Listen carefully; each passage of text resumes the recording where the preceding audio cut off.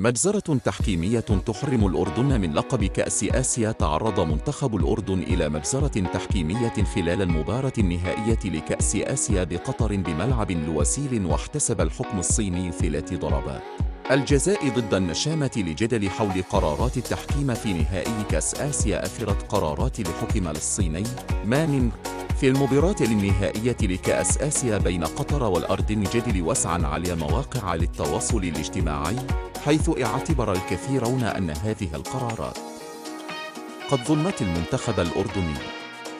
واحتسب الحكم 3 ضربات جزاء ضد المنتخب الأردني، واحدة منها في الشوط الأول ساهمت بشكل كبير في حسم المباراة لصالح المنتخب القطري.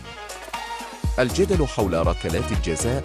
الركلة الأولى احتسب الحكم ركلة جزاء للمنتخب القطري في الدقيقة 25 بعد عرقلة أكرم عفيف من قبل بهاء فيصل. اعتبر البعض أن العرقلة لم تكن تستحق ركلة جزاء، بينما رأى آخرون أن بهاء فيصل قد ارتكب خطأ يستحق عليه العقاب.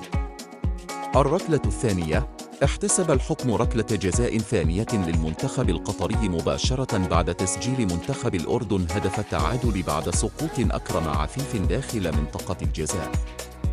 اعتبر الكثيرون أن سقوط عفيف لم يكن طبيعياً، وأنه قد قام بتمثيل السقوط.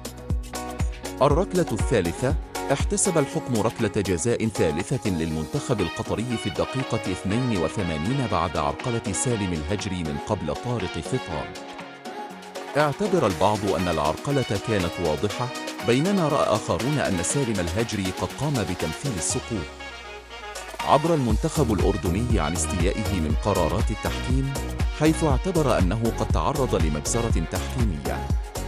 انقسمت الجماهير العربية حول قرارات التحكيم، حيث اعتبر البعض أنه قد تم ظلم المنتخب الأردني، بينما رأى آخرون أن قرارات الحكم كانت صحيحة.